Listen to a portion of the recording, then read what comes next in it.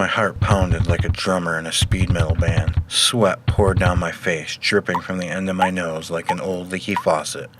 It was at that point I knew I was in for another gut-wrenching panic attack. My breathing rapidly increased as I entered the old gray building, with its flickering lights and smell of discontent. I saw an old man slumped in a chair. The shallowness of his breast would worry even the dimmest of doctors. I slowly approached an empty seat, waiting to close my eyes and relax with my happy thoughts.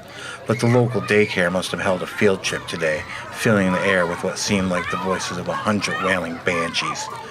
As I hunkered down into my spot, I felt like a World War I soldier taking cover in the trenches.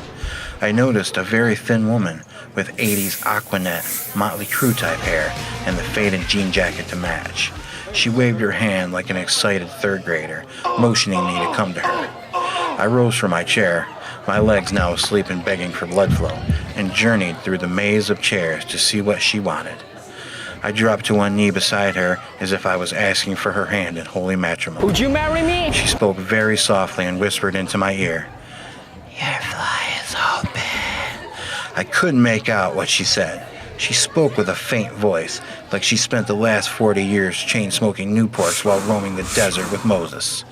I politely asked her to repeat what she had said. She then grabbed my Kurt Cobain-inspired flannel and pulled me close, like a mother bear grabbing her cub by the nape of its neck. "Your fly is open," she repeated, and again I couldn't understand.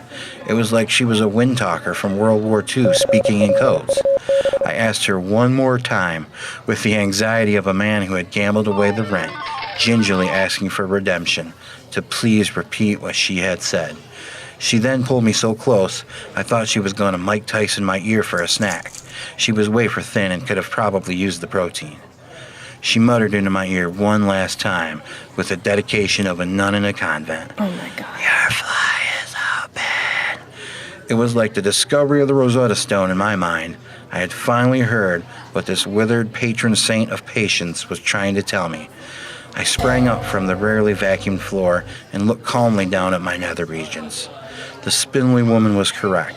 The horse had galloped out of the barn and was in full view of all the poor souls tethered to their seats like a prisoner in transport. I knew what I had to do. I headed for the nearest corner of the depressing stale room in a Superman in a phone booth type of way. As I covertly reached for my zipper, I heard my name yelled at Dolby-level decibels. The entire room became quiet. The voices became the sounds of silence. The blood rushed to my face. My head resembled a state fair tomato that had taken the blue ribbon. I turned and Usain bolted toward the counter. It was finally my turn at the DMV. You mustn't fuck with the Department of Motor Vehicles, Mr. Anderson.